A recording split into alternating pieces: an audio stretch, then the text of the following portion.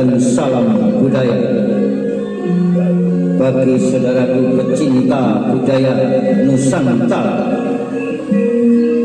Mari kita simak dan nikmati kembali lanjutan kisah legenda penangsangan dalam Kidung Tahta Asmara karya Nasrul Purwokarto yang kali ini telah memasuki episode ke-58 dengan judul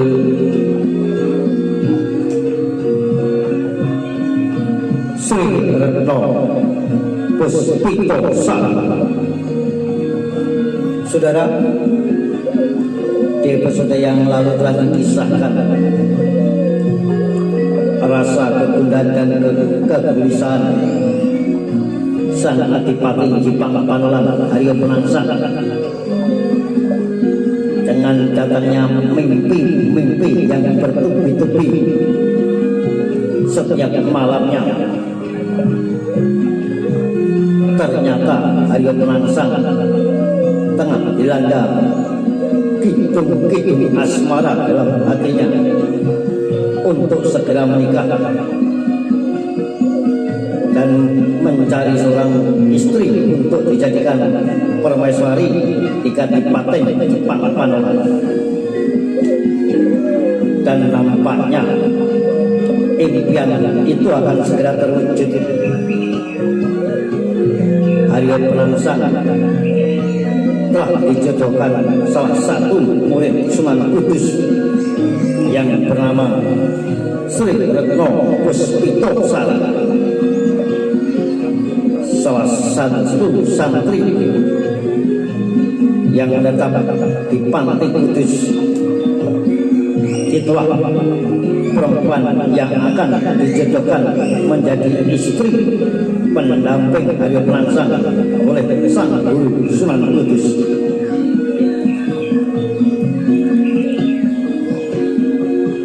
Ia tak tahu harus berkata apa, hanya pandang matanya tak mengetip menatap sosok di depannya. Seorang perempuan berbaju kurung dengan kerudung putih panjang menutup rambutnya. Seorang gadis cantik yang tengah tersipu malu dalam tiap duduknya. Dia, bisiknya terpana antara tak percaya dan terpesona. Dalam benaknya mendadak melintas bayangan yang sangat jelas dikenangnya. Bayangan wajah seorang perempuan dengan mata lembut yang senyumnya selalu mengembang, manis anggun dalam tatapan pandangnya. Cahaya matanya yang teduh menawarkan kedamaian bening telaga. Bibir tipisnya menyunggingkan selali senyum manis menawan. Sedangkan pipinya berwarna merah penuh pesona. Pada lentik bulu matanya ia melihat ketajaman yang mampu menusuk jiwa. Seorang perempuan yang selalu datang dalam mimpinya. Dia benar-benar ada. Kembali ia berkata kepada dirinya. Lelaki muda itu pun menundukkan kepala sejenak, namun seolah ingin meyakinkan dirinya. Ia pun sekali lagi menegakkan kepalanya untuk kembali memandangi wajah perempuan yang duduk terdiam menunduk tersebut. Baju kurung warna putih yang dipakainya penuh reda bergambar bunga. Pada kedua ujung lengannya berhias lengkungan dedaunan berpadu sulaman bentuk bunga mawar dan kenang. Kerudungnya yang lembut halus, jombai-jombainya jatuh di pundak dan luruh hingga menutupi dadanya. Sehelai selendang panjang berhiaskan batik tombang sikatan melingkari pinggang dengan ujung-ujungnya yang saling menyatu di atas pangkuan. Ujung yang juga berias pilihan terus dimainkan oleh lentik-lentik jari tangannya, sementara jari panjang berkocak kembang kepet tapak huruf menutup bagian bawah tubuhnya hingga menutupi mata kaki.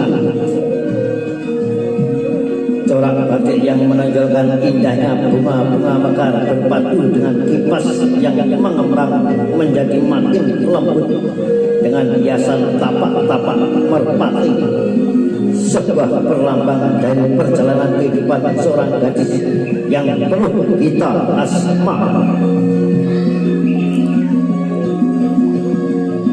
Semuanya tampak serasi dengan pemakaiannya yang pancaran kecantikan dan kelembutannya sangat nyata dari rona wajahnya. Semuanya itu tak luput dari satupun dari perhatiannya. Bagaimana Ger Penangsang? Mendadak suara Sunan Kudus menghentikan tatapannya. Ia pun sejenak tergeragap. Lelaki muda yang sejak lama terdiam sambil mencuri pandang itu lalu mengeluarkan senyuman. Ada yang mau ditanyakan Penangsang? Sunan Kudus kembali bertanya. Pemuda yang tak lain adalah Adipati Jipang Haryo Penangsang itu langsung menggelengkan kepalanya.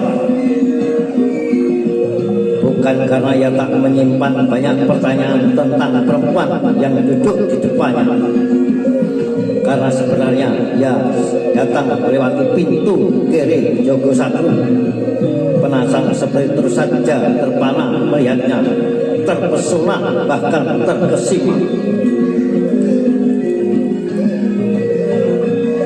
Dan segera saja pertanyaan tentang siapa perempuan yang akan dikenalkan padanya pun langsung berebutan memenuhi benaknya.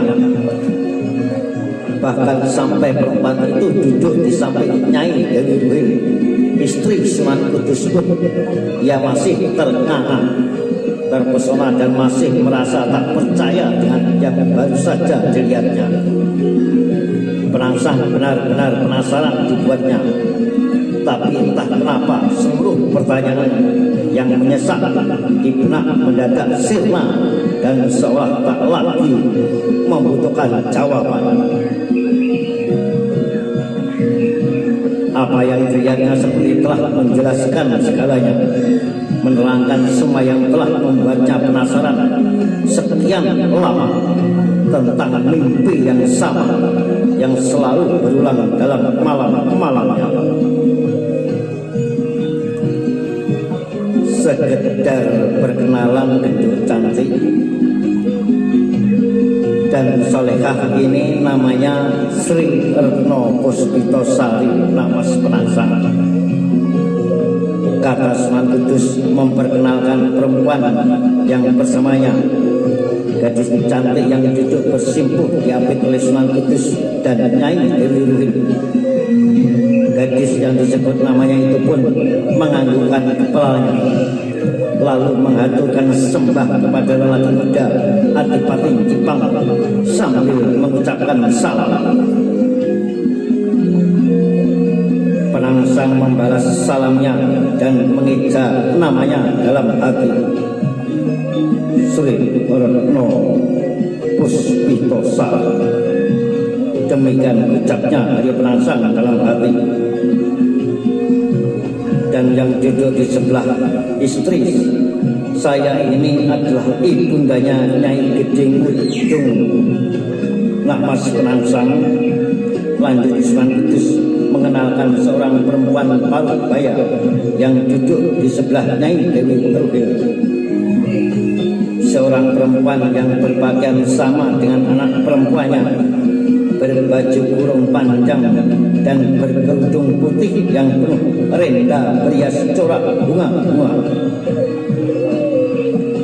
Penangsang mengucapkan salam sambil tersenyum kepada wanita tua tersebut. senyuman dan salam yang kemudian dibalas dengan mengangkat sembah.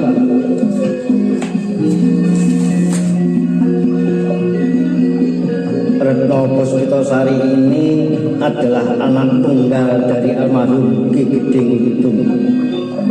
Lanjut Sunan Kudus kepada Penangsang. Penangsang kembali menyimak penjelasan Sunan Kudus.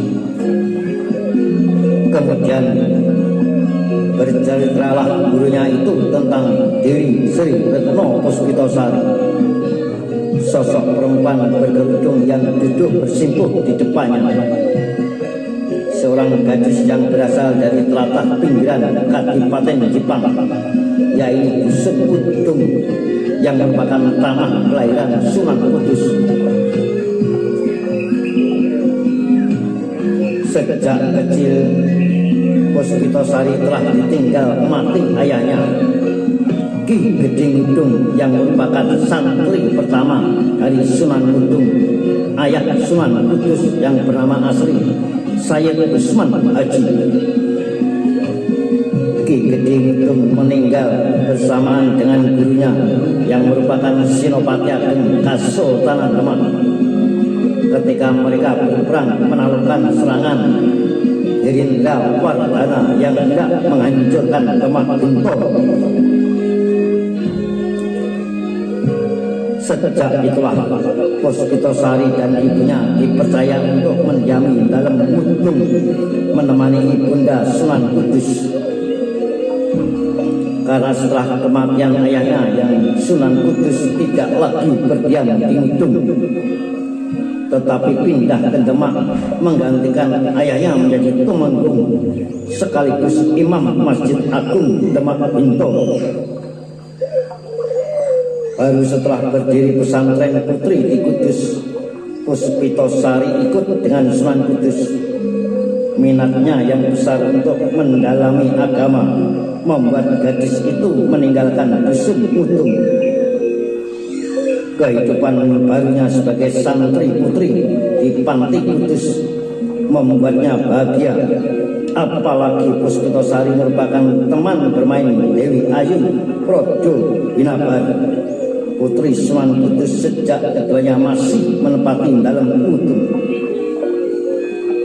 Maka sejak berdiam di Kudus, anak tunggal yang biasanya hidup sendirian itu pun seolah mendapatkan seorang saudara. Bagaimana Nak Mas Penangsang? Kembali Sunan Kudus bertanya. Ada yang ditanyakan atau mau langsung bertanya sendiri kepada Nak Ayu Puspitasari? Penegasan dan pertanyaan Sunan Kudus kepada sang murid kesayangannya Haryo Penangsang. Namun sekali lagi Adipaten Jepang itu menggelengkan kepalanya. Penangsang seperti itulah merasa cukup dengan keterangan yang disampaikan gurunya tersebut, dan dalam hati yang merasa yakin dengan siapapun perempuan bernama Puspitasari itu, merasa yakin dengan hanya melihat wajahnya, karena ketetapan hatinya mengatakan datangnya Puspitasari adalah jawaban pasti dari pertanyaan jiwanya. Maka dalam pertemuan malam itu Penangsang sama sekali tak bercakap kata apapun dengan Puspitasari, perempuan yang tengah dijodohkan Sunan Kudus dan istrinya tersebut untuk dipertimbangkan menjadi pendamping hidupnya.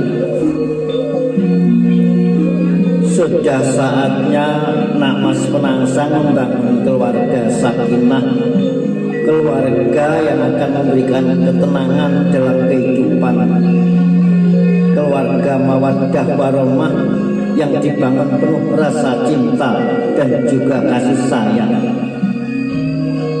Demikian pesan istri Sunan Kudus sebelum Puspitasari masuk ke Joko Satru Panti Kudus diantarkan oleh ibunya. Sunan Kudus pun melanjutkan dukungannya dengan membacakan sebuah ayat untuk Haryo Penangsang. penangsang yang telah hafal dengan bunyi ayat tersebut turut mencerna dalam hati. Dan di antara tanda-tanda kekuasaannya ialah Dia yang menciptakan untukmu istri-istri dari jenismu sendiri, supaya kamu cenderung dan merasa tentram kepadanya, dan dijadikannya di antara kamu rasa kasih dan sayang. Demikian bunyi ayat yang disampaikan oleh Sang Guru Sunan Kudus kepada murid kesayangannya Haryo Penangsang.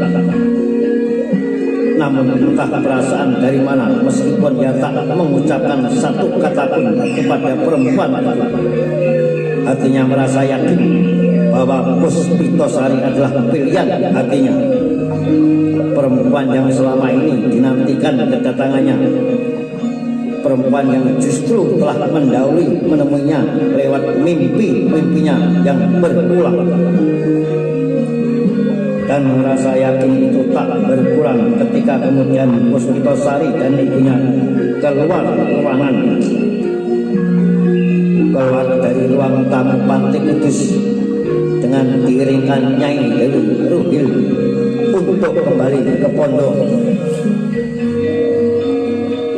Penangsang tetap pada kemantapannya bahwa perempuan yang dijodohkan dengannya akan benar-benar ia lamar untuk dijadikan istrinya.